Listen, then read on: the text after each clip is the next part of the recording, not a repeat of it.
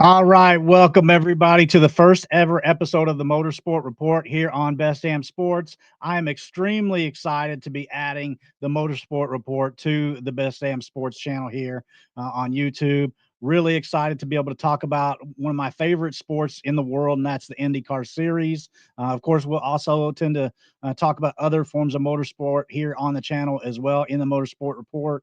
So let us know in the comments what content you'd like to see with regard to motorsport. But first, we're going to dive right in to the what's upcoming here, and that is the Indianapolis 500.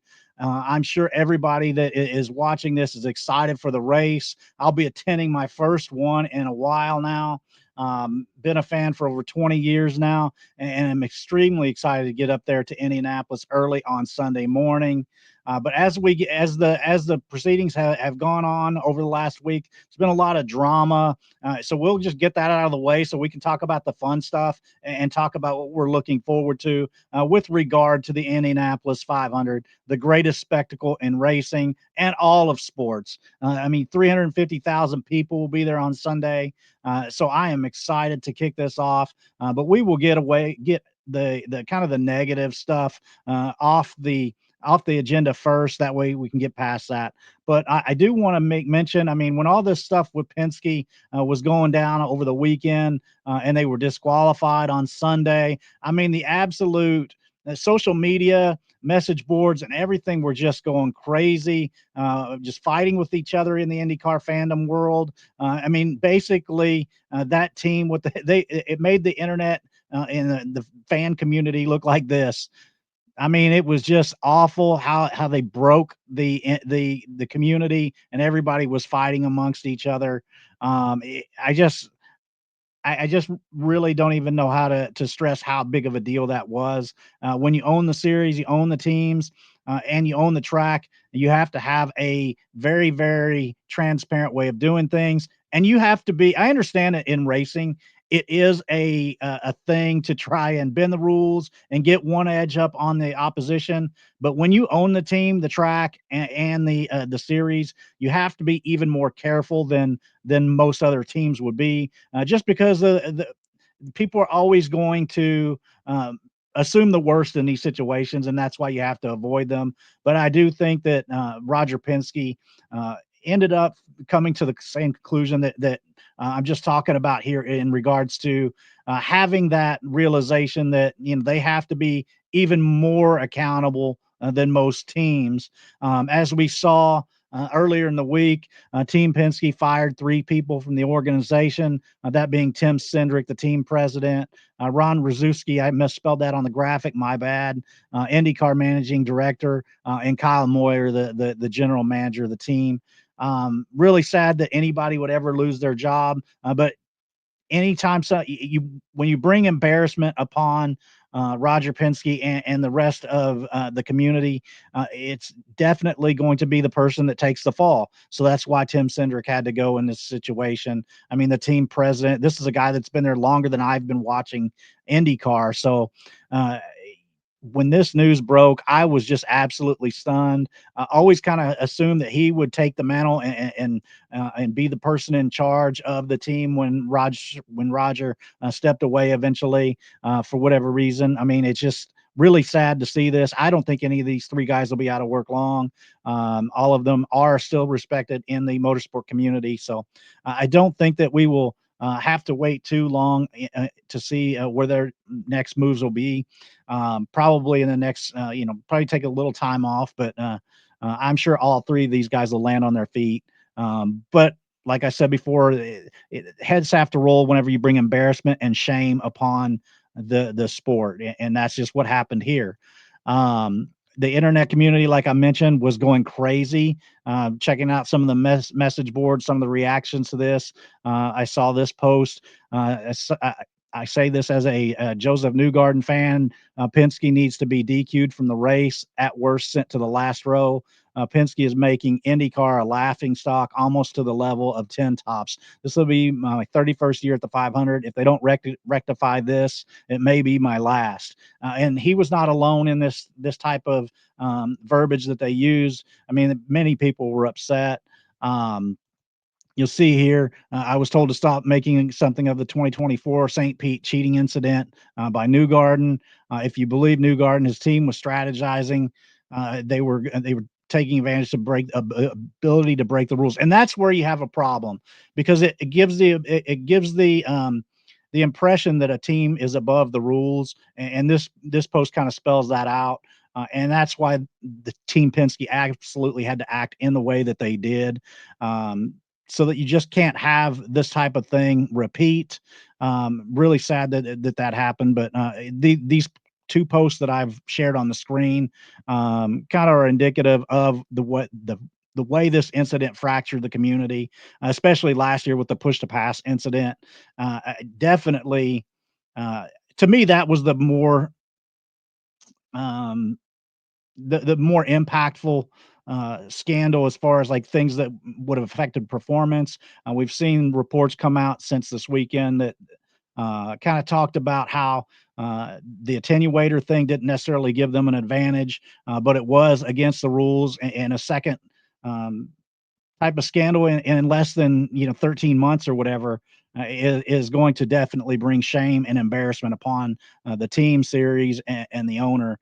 So definitely understand why seeing the public's reaction like this and these posts that I've shared would cause the team to make that step. So I'm really happy to see that we're able to move on. I hate that we even had to start there, but it was such a big story this week that I felt it definitely had to be covered. But guys, we're 2 days from the Indianapolis 500. 2 days. I mean, I can't wait to get to the track. And we have some compelling stories. We have to talk about these compelling stories. I mean, we've got Robert Schwartzman, a rookie on the pole. This has not happened since I was a child. I mean, we're talking about the early 80s. This is an amazing story, and it's one that's being overlooked because of the other nonsense. And I just think that it's definitely we need to pay more attention to this. I think the team itself needs some kudos because of the way the community also reacted to them before the qualifying and everything when practice started and the team got to the track. But let's go ahead and talk about Prima. We have to bring them up. And Robert Schwartzman here, this is his first oval, and he'll be the first Israeli to qualify. The 2019 F3 champion, second in F2 in 2021, and was a Ferrari reserve driver in 21 and 224. So for 3 years, he was the Ferrari reserve driver. I do think that this is a really talented driver, and I'm glad that he is in IndyCar because if it wasn't for some politics and things like that, he may have gone a different path. But I definitely think that this is something that is really cool that we have a rookie that is this talented. And I think we need to spotlight this team. Uh, the team itself, this is their first year, as I mentioned, in IndyCar. The team was founded in 1982. It's an Italian team, and they've been very successful on the global stage, having won 42 series titles across the world. So definitely a team that's very well respected in motor racing circles. But they stumbled a little bit with some of the impression stuff coming into Indianapolis this year, and we'll get into that here in a little bit. But I also wanted to make mention of some of the former drivers that they have had under their umbrella over the years.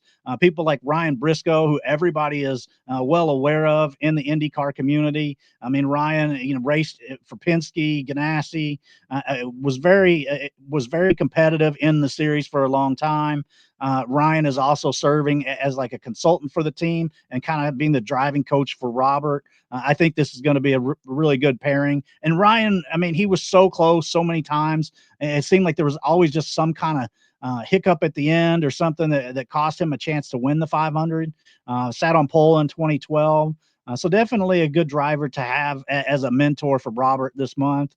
And then you've got Felix Rosenqvist, Marcus Armstrong, Charles Leclerc, Lance Stroll, Kobayashi, stumbling over saying it, but and Esteban Ocon. I mean, these are all names that if you follow motor racing across the globe, whether it's Formula One, several Formula One names in here, several names that are very recognizable throughout the last 10 to 15 years in racing. So this is an organization that has been surrounded by successful drivers and has been a professional team.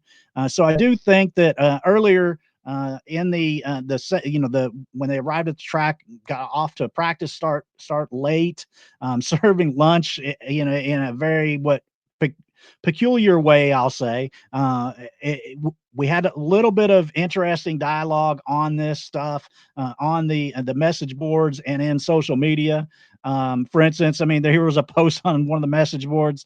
I already projected this before the season began, and that was precipitous of me, but I'll stick to it. I'll pick Robert Schwartzman. And this post is in regard to predicting who is not going to qualify for the race. Earlier, obviously, this was late last month, whenever somebody posted that they were going to predict Robert Schwartzman not to make the race. And then you had, I thought I had another one here. Sorry. I guess I don't have another one. But anyway, um, many more messages were posted like this, and I think it's funny because this is a guy that then turned out to be um, the uh, the guy that sits on the pole the fastest in qualifying. I mean, Robert Schwartzman qualified with a speed of 232.790. That's more than a second faster than Alex Palou did it. I mean, and Alex has been dominant in this series the last few years. So to be able to beat a driver like that for the pole is very impressive. This front row, and I'll go ahead and bring it up on stage here. This is the starting grid. You've got Robert Schwartzman, Takuma Sato, and Pato O'Ward on the front row. I mean, Takuma, he just seems to get better with age. Could Takuma win a third Indianapolis 500? That's a guy that I'll be watching big time on Sunday. By the way, I can't wait to get to the race and watch these guys go around. Probably the three guys that I am feeling like have the best shot to win the race would be Takuma, Pato Award, and there on the second row, Alex Palou starting the sixth spot. I think those are the three guys that I really feel like have the best chance to win. Pato has been very, very good at the track. Second place last year. He's had a fourth, a sixth, and then and when he had a crash a few years back that otherwise he would have been right there in contention again. So Pato has been very, very good at the track, and obviously has been off to a successful start in the series as a whole. I really like him and have been rooting for him in the series. I'd like to see McLaren get that win possibly with Pato O'Ward. But then on the second row, you've also got Scott Dixon, who, I mean, that's another guy that, like, I mean, is he ever going to slow down? Maybe we've seen a little bit of it this year, but Scott Dixon, you can never count him out. Kind of scrolling through the starting grid here. Connor Daly here in row 4. He looked really impressive during qualifying and practices. So I really think Connor has a chance to have a good finish. I'm not sure I would pick him as a winning race contender, but I do think Connor could finish in the that top 5 type area. Scrolling through here a little bit more, and you have Kyle Larson will be a compelling story because you'll get some of those NASCAR guys that don't typically tune in to the IndyCar series, maybe watching and rooting for Kyle. I've already actually heard from a couple of NASCAR friends of mine that have said that they're going to be watching specifically because they want to see how Kyle Larson does. So hopefully everything does hold off with weather and we have no delays or anything with rain, which the forecast seems like to be in our favor right now. So I do anticipate that he'll be able to complete the whole race. And I would love to see him be competitive and maybe finish in that top 10. I think that he could do it. And I think it'll be really interesting storyline to watch as we go. But I got in the next row, I've got to give a shout out to Elio Castroneves, one of my favorite drivers of all time. He's kind of slowed down in the last couple of years, but I'm very happy he won that fourth one in 2021. I know that he can be kind of a lightning rod in social media, in the community IndyCar fandom world, and on the message boards. I know a lot of times people kind of can be Elio haters, I guess. But I would love to see Elio be competitive this year. I don't think he has the car to win the race, but I do think that Elio, it would be great to see him up there in the first, the front of the field, not necessarily leading or winning the race, but being competitive in the race and possibly finishing in that top 10. I would love to see Elio to have a good, successful run in what could be very well his last year. Who knows what's going to happen?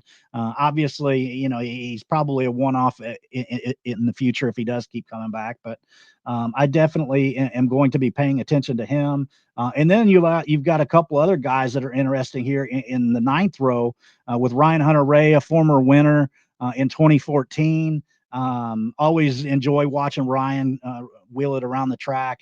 Would love to see him have a good, solid race. And Colton Herta, I'm actually surprised that Herta, you know, I realized that there was some other things that happened there that put him in the ninth row. But I would love to see Colton Herta have a good race and be competitive. A lot of my F1 friends have made mention that, they'd love to see him in one of the American cars in Formula One. Well, sorry, I'd like to see him stay in the IndyCar series. I enjoy watching him race, and hope that he can carve his way toward the front. But speaking of carving your way to the front, how freaking cool is it going to be, regardless of what you think of Penske's team right now and Joseph Newgarden, and whether or not they should even be in the race? I think they should. But seeing these guys on the back row, and even Rinus VeeKay, who's had some really good runs at Indianapolis, but then you've got the Penske cars, Joseph Newgarden and Will Power. Um, they are going to be absolutely fun as heck to watch them carving their way through the field, especially because Joseph, I mean, two-time winner. The last 2 years he's won. So two-time defending race champ here in Indianapolis. So it will be really fun watching him make his way to the front because, these guys are not going to just lay down. It'll be interesting to see if Team Penske kind of switches up their strategy a little bit, having McLaughlin that up there high, up there toward the front half of the field in that top 12. And then you've got Newgarden and Power down here. Maybe they split some strategy a little bit, and you see maybe one of them pits early or something like that, so that way they can kind of cover multiple bases with their three different drivers. But I think that you're really going to see Newgarden fight his way to the front and be a contender in this race. I realized that we haven't seen a ton of guys competing at the end of the race for a win from this back row, but sorry, I do think that it is possible for these guys to get in contention, especially the way that the cars are now. We've seen guys fight their way up from back in the field after dropping back, at other points in other races. So it'll be really interesting to watch these guys as they make their way forward. Let me know in the comments who do you root for this weekend? What are your predictions? Do you think that Abel should have been in the race instead of one of the Penske cars, or both? I kind of don't think so. I'm kind of glad he's not in there. I mean, he was a very slow car in qualifying. I think that he would have just been kind of like a moving chicane out there, and possibly would have been a black flag candidate. So I'm kind of glad that the field is the way it is. I don't think that the Penske car should have been completely removed from the race.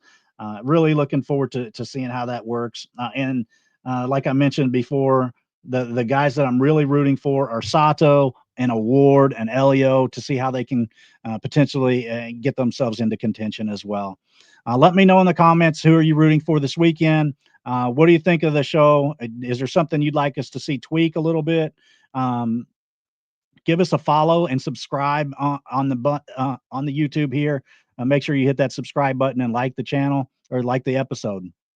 Thank you all so much, and we will see you again here on the Motorsport Report on Best Damn Sports.